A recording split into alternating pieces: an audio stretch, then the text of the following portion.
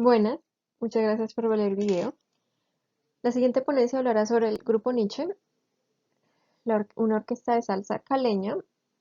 Abarcará desde 1979, el año que se crea, hasta 1999, con el disco A Golpe de Folklore. Esta ponencia está enmarcada dentro del simposio número 16 que busca responder la pregunta sobre cómo se integran las grabaciones en los estudios de la música popular histórica. Entonces, se basa en mi tesis de maestría, la cual es mucho más amplia, pero pues en esta ponencia me enfocaré a cómo usé los discos, qué información se puede obtener de ellos y cómo se integró en el trabajo de grado. Em, la delimitación nace el 79, que es el primer disco que producen, hasta 1999, porque es el periodo ya del último año, ya cuando sale de la cárcel.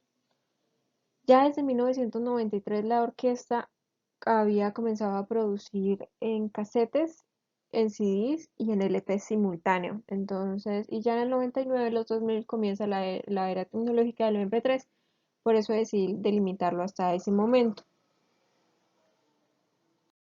Antes de comenzar, pues una pequeña reseña, un pequeño ubicar para los que no conocen a la agrupación. El grupo Nietzsche, como dije, es una orquesta caleña, pero nació en Bogotá, por Jairo Varela y Alexis Lozano. Grabaron el primer disco en Discos Daro. Una de las canciones o de las composiciones más conocidas y que seguramente ustedes lo reconozcan es Buenaventura y Caney y Cali Pachanguero. Estas dos, de 1981 y 1984 correspondientemente. En 1987, pues la orquesta se separa por diferencias en administración de la orquesta y diferencias económicas, los integrantes con el director. En el 89, pues se lanza el primer disco que yo considero se enmarca la salsa romántica, que es sutil y contundente. Sin embargo, ya la salsa romántica se había establecido en 1982, o sea, ya había nacido en 1982 con el disco Noche Caliente de RMM. El primer disco que se grabó en Estudios Nietzsche, que es un estudio que fundó Jairo Varela y es de Nietzsche, se da en 1999. En agosto de 1995, pues se inaugura La Chica de Rojo, que es una discoteca donde también operaba el estudio. Y en diciembre Jairo entra a rendir cuentas por indagatoria rendir indagatoria por enriquecimiento ilícito. Y sale finalmente de la cárcel en 1999. Él durante este periodo de 1995 a 1999 entra y sale repetidamente de la cárcel, más o menos en 3 ocasiones.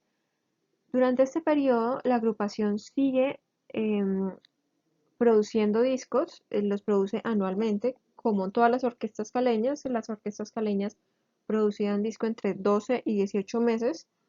Era como para mantener la impresión de una orquesta profesional, lo hacían. Entonces durante todo este periodo la orquesta sigue funcionando, aunque él estaba en la cárcel, y todo el proceso de grabación se hacía mientras él estaba en la cárcel.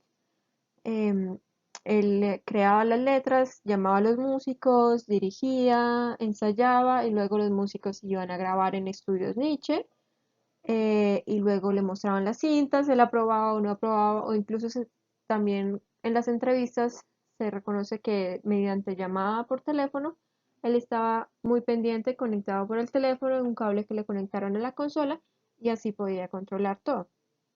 Un pequeño esbozo de la agrupación. Y los discos mantienen el estándar colombiano, que es una información pobre, no está bien catalogado, no tiene mucha información o la información a veces no es tan certera. Encontramos lista de integrantes, ahí también encontramos pues la orquestación, si cruzamos los datos. Diseño de carátulas, voy a hablar sobre esto en la ponencia. El catálogo de obra, todas las obras son compuestas por Jairo Varela. Los involucrados en la producción, ingenieros, grabadores, mezcla, revisa, todos ellos aparecen en las carátulas. Sin embargo, esta información, sobre todo esta, no siempre está explícita. A veces se escribe quién fue el mezclador, a veces no se escribe, a veces se escribe quién fue el ingeniero, a veces no, y así es. Información que varía mucho. Sobre los integrantes. Bueno, de los integrantes nos encontramos, sé que la tabla es muy pequeña, pero solamente para que lo tengan referencia, son más o menos 88 instrumentistas en estos 20 años que abarca mi estudio. Si nosotros no tenemos acceso a las entrevistas antes de analizar estos los discos, lo que nos encontramos aquí es esto, un antes y un después, ¿sí? Y precisamente este es 1987, donde les comenté que la agrupación se separa. Entendemos también, entonces, es un indicador que nos puede dar luz sobre algo si no tenemos acceso a entrevistas que luego se comprueban con entrevistas y nos explican mucho más. De este periodo, los integrantes que se separaron, crean los niches, otra orquesta. También vemos como la constancia de los instrumentistas dentro de la orquesta es muy poca. No son pocos los que duran más de 5 o 6 discos. Muchos solo entran en una grabación y luego salen, no vuelven a hacer más con la agrupación, pero siguen como en otras agrupaciones o como solistas. Entonces, una dinámica de la agrupación que llama la atención, porque ya al momento de uno escuchar la música, nota que no es que existe mucha variabilidad en la forma, en el estilo, en la creación, entonces eso nos puede dar una indicación de la razón de por qué sea eso. También el hecho de que hayan tantos músicos, pues dificulta crear o que se cree una coherencia mucho más profunda. También nos da pie a la orquestación, más adelante les mostraré. Ajá. Y sobre la no confiabilidad de la información en las carátulas. Sucede el caso, por ejemplo, en el disco Me huele a matrimonio y con cuerdas, son producidos los dos en el año de 1986. Son discos iguales, solo que lo regrabaron y lo reprodujeron y cambiaron los arreglos y cambiaron el orden de algunas de las canciones dentro del disco. Lo que sucede, por ejemplo, en ese disco, cuando uno lo escucha, escucha violines en con cuerdas, pero uno va y mira la información de la carátula, no aparece referenciado que es el violín. Entonces uno tiene que recurrir ahí a entrevistas para comprobar y para averiguar quién fue el que grabó. Y en entrevistas se descubre que fue Jesús Caunedo y que las razones por las cuales tal vez no aparecen los créditos fueron de carácter personal. Eso queda a la interpretación. En cantantes, este es Jairo Varela. Ya cuando vemos que entra a la cárcel, pues ya no participa en las grabaciones. Él siempre hacía coros y algunas de las canciones las hace de solistas. Ana Miller, por ejemplo, es una de las más conocidas. Tenemos aquí a Javier Vázquez, uno de los que más trayectoria tuvo dentro, y a otros, pero igual, se repite la misma dinámica de que sean pocas las personas que duran dentro de la agrupación, ya sea porque salen y forman otras agrupaciones o por razones personales. Son mayoritariamente hombres, como es común en la salsa. Solo fueron como más o menos 3 mujeres en este tiempo. La Coco Lozano en el primer periodo y Paula y otras en el segundo periodo. Ellas mayormente como coristas tienen alguna que otra canción como solistas, no es mucho. Luego tenemos la orquestación. Como vimos que los instrumentistas también cambian, pues la orquestación también cambia. Lo constante es la base típica de una orquesta de salsa, base armónica, la percutida, los instrumentos, los vientos, 2 trompetas y oscila entre 3 y 2 trombones. Los trombones son los que son más variantes en la organización, pero las trompetas son más o menos estables.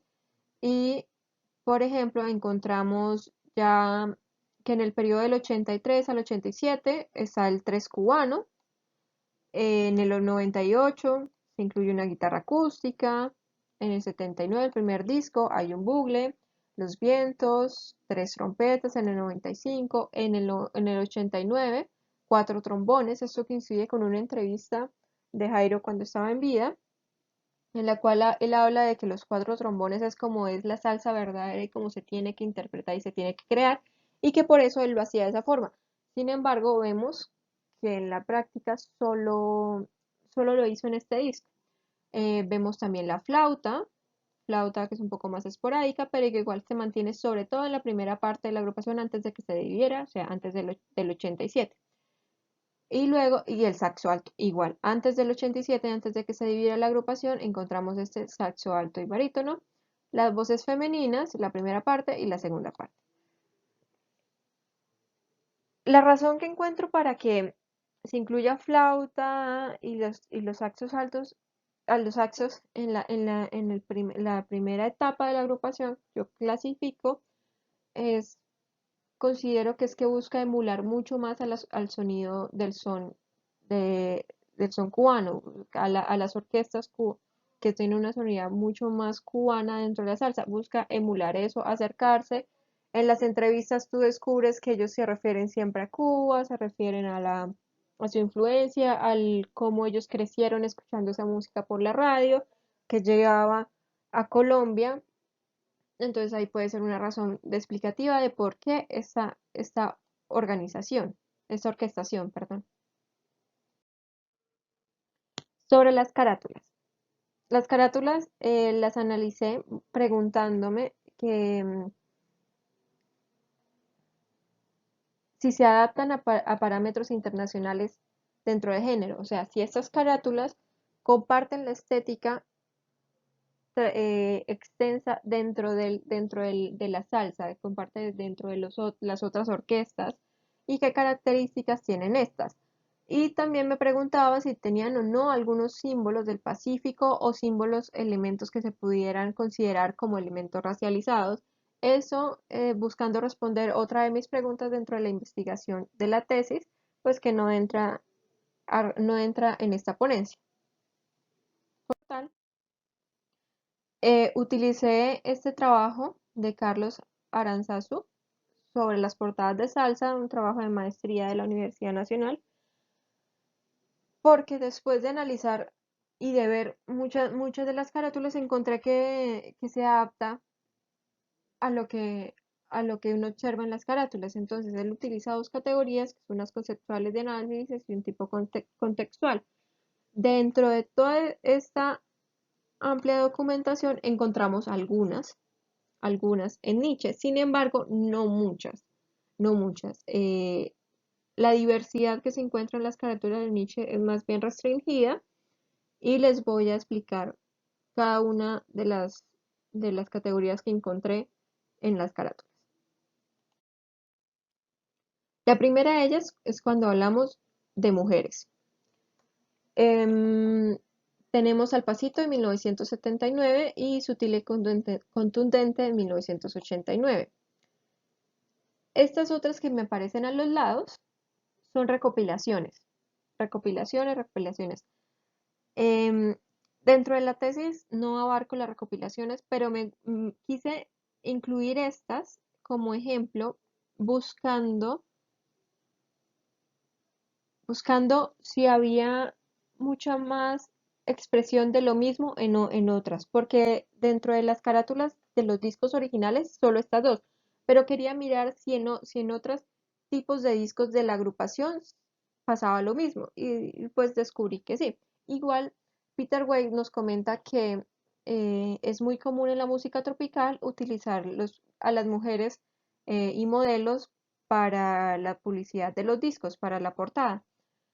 Dentro de esta categoría que encontramos, una cosificación sexual y la extrapolación de los roles de género. ¿Sí? Se mantienen los roles de género, por ejemplo, en Sutil y Contundente, precisamente el primer disco que considero que se puede hablar ya de salsa romántica en Grupo Nietzsche, y la cosificación sexual, que Al Pasito pues no es tan evidente, Sin embargo, en las recopilaciones sí se hace muchísimo más claro. Por ejemplo, el título del disco dice Rompiendo el puntos suspensivos récord con el grupo Nietzsche. Y tenemos esta foto.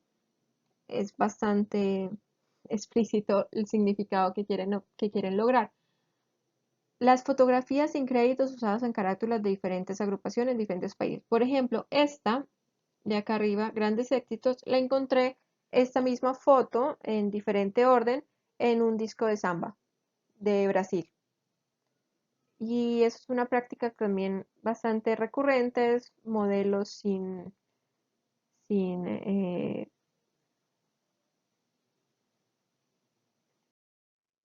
La siguiente categoría es urbano e inmigración. Directo desde Nueva York y Un alto en el camino. 1984 encontramos Un alto en el camino, dos hombres, pues un hombre y un niño viendo hacia, hacia el futuro, diríamos, hacia una nueva esperanza de vida. Aquí tenemos la ciudad y aquí tenemos el campo. Lo interpreto como inmigración y lo urbano de directo desde Nueva York, la ciudad, la Gran Manzana y la estética de luces. En la siguiente categoría, pues entramos en caricatura y representación. Vemos que muchas de estas categorías se overlapan en Grupo Nietzsche. Eh, Caricatura y representación, a la vez, Jairo Varela, en Meule Matrimonio, Tapando el Hueco, de 1988, que es precisamente el disco después de la separación de la agrupación. Aquí vemos a los integrantes que quedaron de la agrupación, los que no cambiaron, los que no se fueron, intentando tapar el hueco de los otros músicos que se fueron y siguiendo con el proyecto. Cielo de tambores, pues que la explicaré con más detalle más adelante, y un acto en el camino. La siguiente, representaciones, fotos de la agrupación, muy estándar. Jairo Varela pues siempre buscando distinguirse o como solo en las representaciones. Y tenemos las que son solo texto y el logo de la agrupación, como Huellas del Pasado, A Prueba de Fuego y Llegando al 100%. Etnia, que busca representar la diversidad con estos perfiles, con diferentes tipos de perfiles de personas. El nombre también marca buscando resaltar la diversidad. Y de la categoría religión, pues encontramos que si tomamos las velas como un símbolo religioso, tenemos Querer es Poder y Prepárate volumen 2. De Cielo de Tambores, encontramos aquí las caricaturas de Tito, Charlie, Benny y Ismael. Estas están en el cielo y con un halo de luz iluminan la mano creadora, y aquí está la canción Hacia el cielo de tambores. Me parece muy simbólico, muy interesante. Sin embargo, pues la calidad del diseño no está muy lograda. Hay problemas con la construcción de colores, problemas con la perspectiva, problemas con sombras, pero el simbolismo es muy claro. También se presenta en las letras de las canciones de este disco. Tenemos por otro lado este disco que no entra dentro de ninguna categoría, que es No hay quinto malo. Tanto el nombre como el diseño hacen referencia a la tauromaquia. Dentro de las letras del disco no hay ninguna que tenga esa referencia. Entonces, los resultados, como ya los vimos, son que se ajustan a los parámetros de la salsa. Sin embargo, no es muy diverso, ¿sí? Eh, y no hay unos símbolos claramente que se puedan identificar como símbolos racializados. Tenemos pues a golpe de folclore y etnia con la diversidad, y a golpe de folclore con la canoa y la atarraya, pero no realmente algo que sea claro, directo y preciso. Sobre el catálogo de obra, de si hacemos un catálogo de todas las canciones que encontramos en los discos, son más o menos 188 canciones originales, son muy pocos covers, resalta muchísimo, todas son creaciones de Jairo Varela. Vemos que siempre cuenta con una arreglista y armonizador, entonces eso nos dice nos da luces sobre el papel que desempeña él y de cómo podemos hacer esa lectura, que se nutre luego de las entrevistas. Toda la información que podemos recuperar de los discos tenemos que luego contrastarla con entrevistas para que sea mucho más compleja, precisamente por la falta de información precisa que se incluye en muchos discos, porque incluso estos de arreglistas armonizadores no está completa. Vemos que, por ejemplo, en estos no aparecen, no se incluye, entonces tenemos siempre que recurrir a la entrevista. Jairo Varela siempre se presentaba como autor, solo en un disco se presentó como compositor y hablaba de las canciones como tal, como canciones, temas o selecciones.